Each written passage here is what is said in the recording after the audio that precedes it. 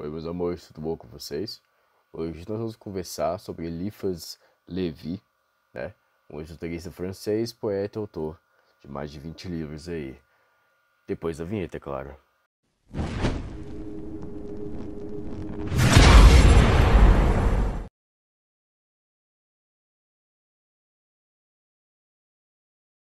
Muito que bem, meus amores. Bom, Eliphas Lévy Zahed, nascido Alphonse Louis Constant, né? Nascido em 8 de fevereiro de 1810 e falecido em 31 de maio de 1875. Ele foi um esoterista francês, né? Autor, poeta, e ele teve autoria de mais de 20 livros sobre magia, né? Cabala, estudos alquímicos e ocultismo também. E daí ele seguiu uma carreira eclesiástica na Igreja Católica até que, após grande luta pessoal, aos 26 anos, mais ou menos, abandonou o sacerdócio católico romano. Aos 40 anos, ele começou a professar um conhecimento do ocultismo, tornando-se também um reputado mago cerimonial, tá? Do nome dele, o pseudônimo Eliphas Lévy, ele foi uma transliteração de seus próprios nomes, né? Alphonse e Louis para o hebraico. Lévy ele ganhou renome como pensador e escritor original, e suas obras atraíram a atenção dos ambientes heterogêneos da época em Paris e Londres também, e de esotéricos e artistas de inspiração romântica, o simbolista.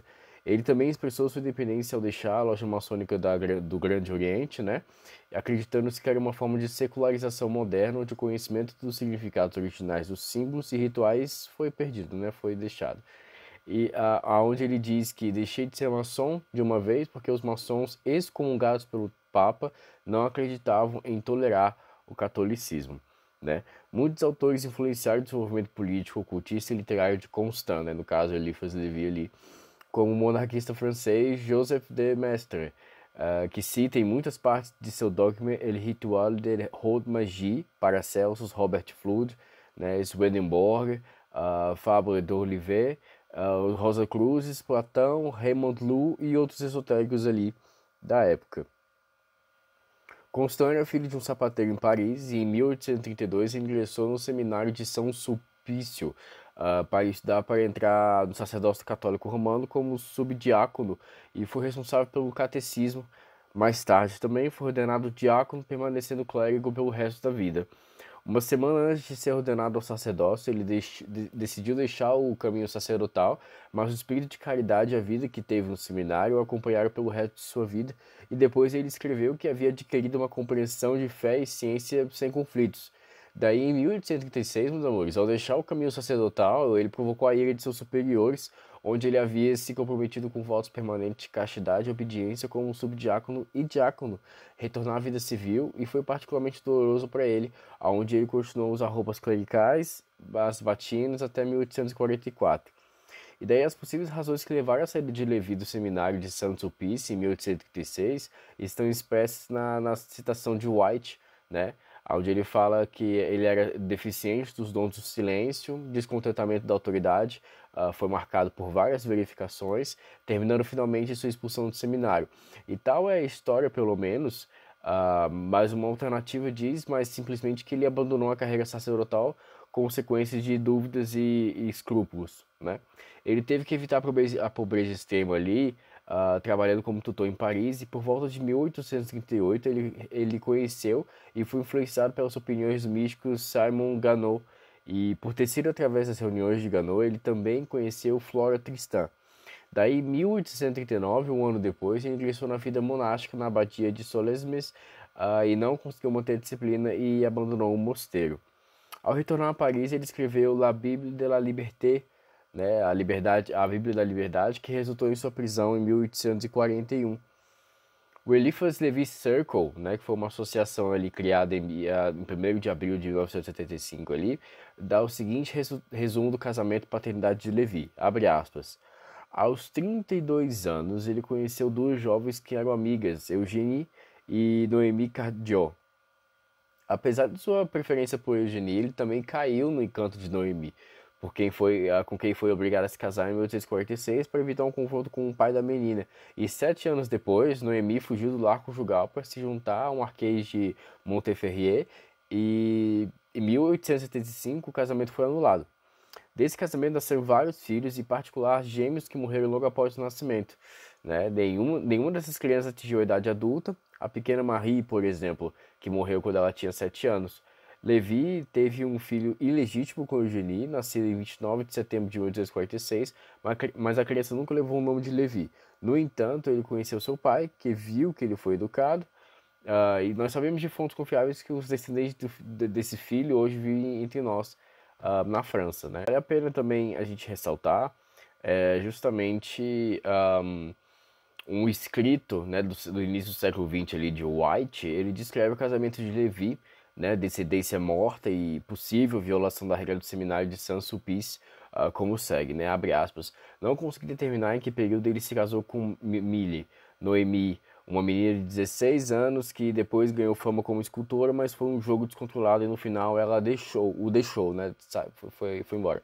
Dizem que até ela conseguiu um processo de nulidade, não pelos motivos usuais, pois ela lidera 2 filhos que morreram em seus primeiros anos, senão durante a infância, mas sob o argumento que ela era menor enquanto ele fez os votos irrevogáveis.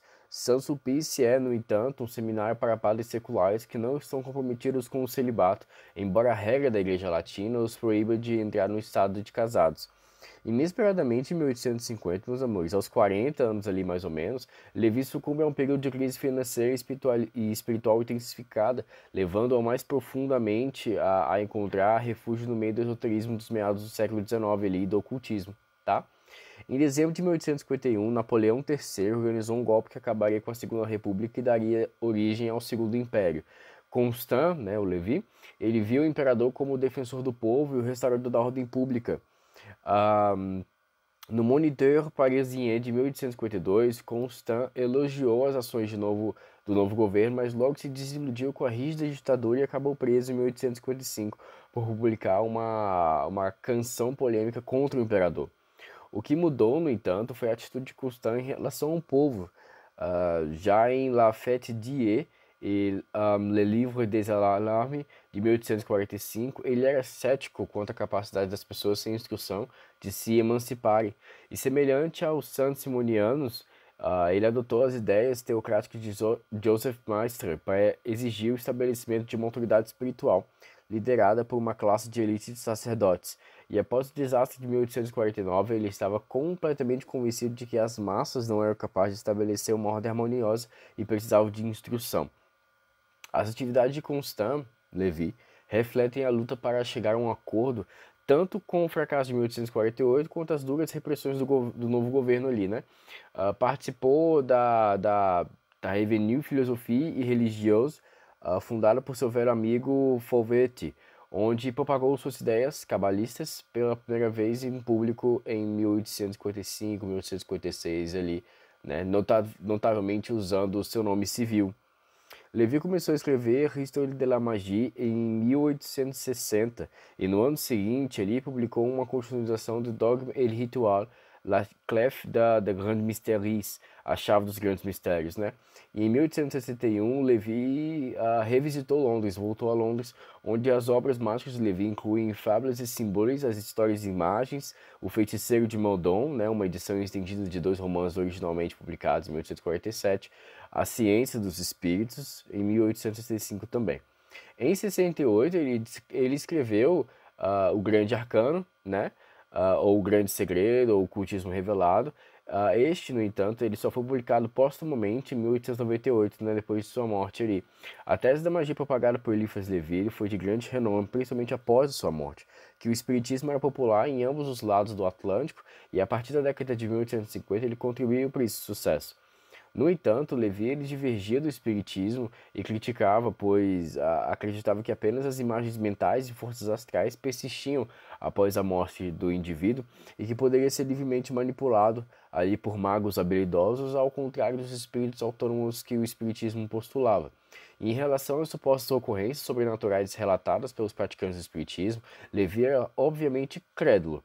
Ele explicou que os fenômenos que recentemente perturbavam a América e a Europa, os de mesa giratória e manifestações fluídicas, são simplesmente correntes magnéticas no início de sua formação, apelos por parte da natureza que nos convidavam para o bem da humanidade a reconstruir grandes cadeias solidárias e religiosas.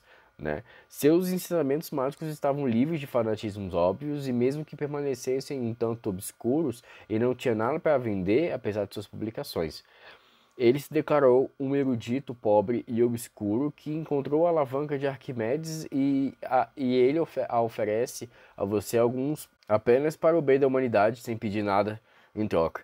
Ele não fingiu ser iniciado de alguma sociedade secreta antiga ou fictícia. Ele incorporou as cartas de tarô em seu sistema mágico e, como resultado, o tarô tem sido uma parte importante da parafernália dos magos ocidentais. Ele teve um profundo impacto na magia da Ordem Hermética da Golden Dawn e mais tarde no ex-membro da Golden Dawn, Aleister Crowley. Ele também foi o primeiro a declarar que em um pentagrama ou estrela de 5 pontas, com uma ponta para baixo e 2 pontas para cima, representa o mal, enquanto o pentagrama com uma ponta para cima e 2 pontos para baixo representa o bem. As ideias de Levi também influenciaram Helena Blavatsky e a Sociedade Teosófica. Como mago cerimonial, né, ah, sobre suas experiências iniciais ali com o esoterismo britânico, em 1854, Levi escreveu: Eu havia feito uma viagem a Londres para escapar da inquietação interna e me dedicar sem interrupção à ciência. Eles me pediram imediatamente para prodígios, como se eu fosse um charlatão, e estava um pouco desencorajado, pois, para falar com franqueza, longe de estar inclinado a iniciar outros nos mistérios da magia cerimonial, eu havia recuado o tempo todo de suas ilusões e cansaços. A cerimônia exigia um equipamento que seria caro e difícil de coletar. Enterrei-me, portanto, nos estudos da cabala transcendente e não me preocupei mais com os adeptos ingleses. Não demorou muito depois de sua chegada à Inglaterra, no entanto, para que as suas habilidades como mago de renome fossem seriamente cortejadas Levi obrigado uma senhora britânica idosa que, de acordo com o mais estrito sigilo, abre aspas, rigorosamente entre os adeptos, forneceu-lhe um armário mágico completo, contendo a parafernália necessária para aplicar suas teorias à prática da magia na Inglaterra.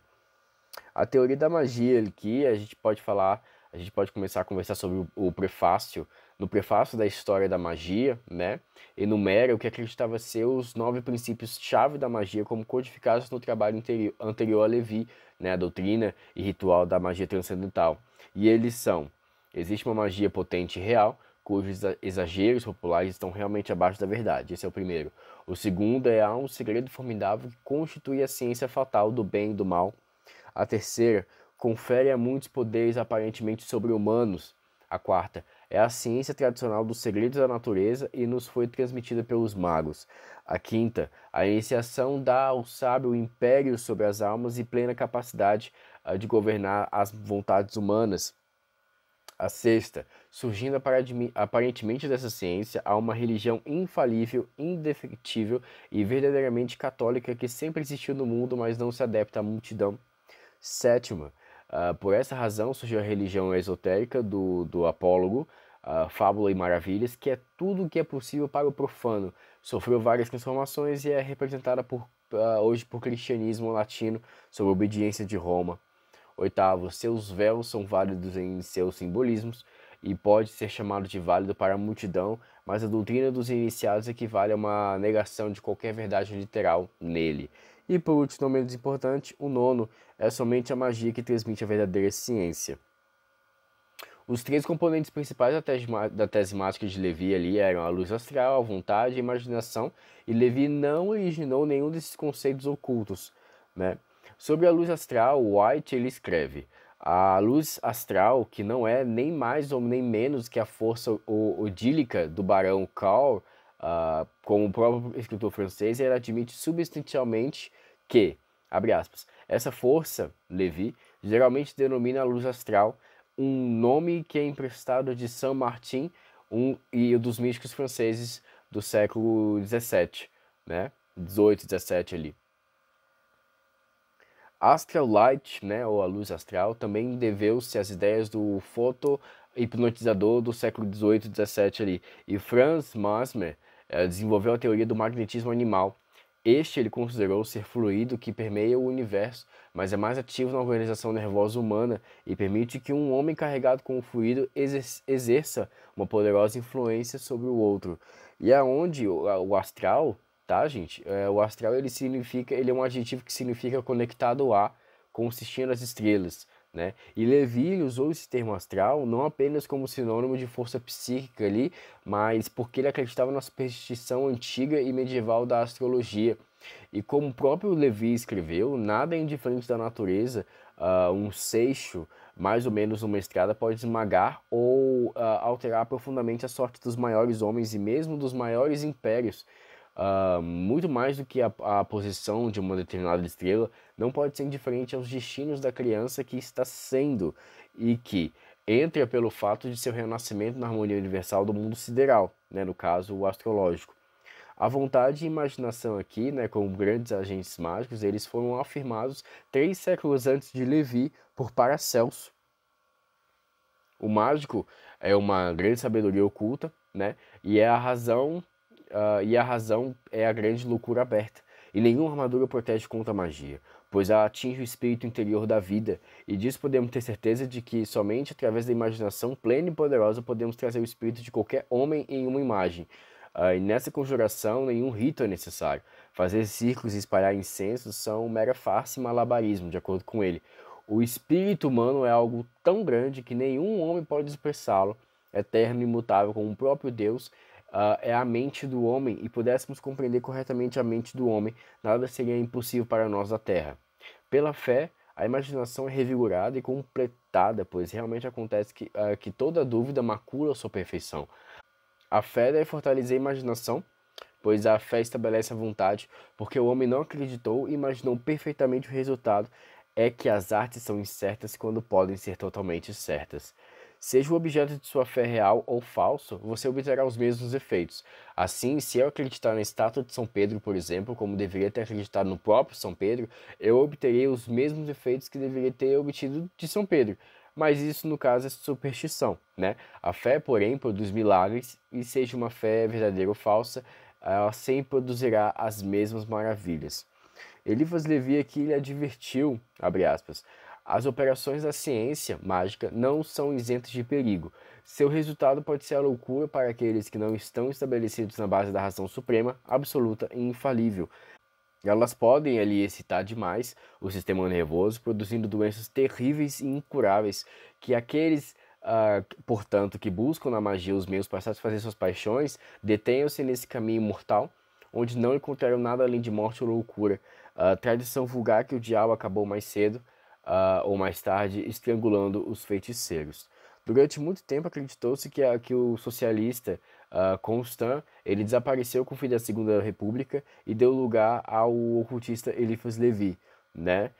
Argumentou-se recentemente, no entanto, que essa narrativa foi construída no final do século XIX em círculos ocultistas e foi adotada acriticamente por estudos posteriores. E de acordo com esse argumento, Constant não apenas desenvolveu seu ocultismo como uma consequência direta de suas ideias socialistas e pós-clericais, mas continuou a propagar a realização do verdadeiro socialismo por toda a sua vida. De acordo com a narrativa desenvolvida, meus amores, pelo ocultista Papus, né, que é Gerhard Encausse, e cimentada pelo biógrafo ocultista Paul Charconac, a virada de Constant para o ocultismo foi o resultado de uma iniciação do expatriado polonês excêntrico Joseph Maria Hoene Wronski. No entanto, argumenta-se que a influência de Wronski foi breve, entre ali 1852 e 53, e foi bem superficial também, tá? No entanto, essa narrativa foi desenvolvida antes que Papus e seus companheiros tivessem acesso a informações confiáveis sobre a vida de Constant. Isso se torna mais óbvio à luz do fato de que Papus tentou contatar Constant por meio de correio ali em 11 de janeiro de 1886 e quase 11 anos após a sua morte, né? Os dois se conheciam, como evidenciado na carta de Constant de 6 de janeiro de 1853, né? A Roene Wronski, agradecendo ali por incluir os artigos de Constant na obra de Wronski de 1852, né? Na carta, Constant ele expressa sua admiração pelo gênio ainda subestimado de Wronski e se chama de sincero admirador e discípulo dedicado. Mais tarde, a construção de uma tradição esotérica, especificamente francesa, na qual Constant seria um elo crucial, ele perpetuou essa ideia de uma clara ruptura entre o socialista Constant e o ocultista Levi, né? Julian Struber, em 2016, ali, escreveu uma narrativa diferente e foi desenvolvida independentemente por Arthur Edward White, que era quase contemporâneo de Levi. Strube opinou que Edward White sabia detalhes insuficientes da vida de Constant, né, de Levi. Levi contemplou a magia como uma nova ordem, uma ideologia, potencialmente uma superstição politicamente útil, né, pela qual uma nova hierarquia seria articulada, como ele afirma, abre aspas, a magia se opõe às espécies goética e necromântica e é ao mesmo tempo uma ciência e religião absolutas que não deve destruir e absorver todas as opiniões e todas as formas de culto, mas deve regenerá-las e dirigi-las, reconstituindo os ciclos dos iniciados e assim fornecendo às massas cegas líderes sábios e de visão clara. Uma viagem a Londres ali, que Levi fez em maio de 1854, não causou sua preocupação com a magia, escreveu Strube, né? Mesmo que Levi professasse envolvimento em rituais mágicos, em vez disso, acredita Strube que já foi mencionada a dialética socialista magnetística, que compreendia o interesse de Levi pela magia. Eu vou deixar na descrição do vídeo para vocês, meus amores, todas as obras e escritos relacionados a Levi, tá? Desde 1841 até 1896, tá bom? Agora falemos um pouco sobre Victor Hennequin, né? Nascido em 3 de julho de 1816 e falecido em 10 de dezembro de 1854, onde ele foi um político socialista francês e médium espírita que publicou várias obras no século XIX. Né? Do que se refere à carreira política, por exemplo, ali, o filho de Anthony Hennequin, deputado do Departamento Norte, ele tornou-se advogado em 1838 em Paris e ele ficou sob a influência de Victor Prosper Considerant, que foi discípulo de Charles Fourier e se tornou editor de La Démocratie Pacifique, um jornal diário fourierista, publicado em 1843 a 1851. E em 1848 ali, ele se tornou membro da Assembleia Nacional da França e ele era um jovem advogado apaixonado pelos devaneios de Fourier. Sobre ao que se refere à mediunidade, que é justamente o elo que eu estou tentando fazer aqui, né? Ele, mesmo tendo sido banido com consequências do golpe francês de 1851, ele começou a virar a mesa durante sua inatividade forçada. E ele logo caiu vítima da mediomania, e ele se considerou um instrumento para as relações da alma da Terra. Né? Ele publicou um livro intitulado Save the Human Race, Salve a Raça Humana, em 1853, e era uma mistura de reminiscências socialistas ali e cristãs, tá certo? E, inclusive, em uma obra final da qual apenas um volume publicado, Victor Hennequin, ele representa Deus na forma de um imenso pólipo localizado no centro da Terra, tendo antenas e chifres voltados para dentro como gavinhas em todo o seu cérebro, né? Como também no seio de sua esposa Octávia. Pouco depois foi relatado que Victor Hennequin morrera das consequências de um paroxismo maníaco em um hospício e disse que sua loucura foi parcial, caracterizada por muitos intervalos de lucidez. E seu segundo trabalho foi Religião. Pregava a doutrina de reencarnação como mudanças periódicas de sexo e descreveu a deidade como uma substância infinita na qual circulava miríades de entidades alma, né? O escritor ocultista Eliphas Levi, como a gente acabou de falar sobre ele apresenta o caso de Victor Hennequin como um exemplo dos perigos de se tentar desenvolver poderes mediúnicos, e aonde ele diz que os esforços reiterados de uma pessoa saudável para desenvolver as faculdades mediúnicas causam fadiga, doenças e podem até mesmo perturbar a razão. Meus amores, hoje nós conversamos sobre Eliphas Levi, tá? Um ocultista francês aí renomado na magia cerimonial, né? Autor de muitas obras, muitos livros ali. E isso aqui vai ser o nosso estudo introdutório para a gente poder começar a estudar sobre alta magia, tá certo?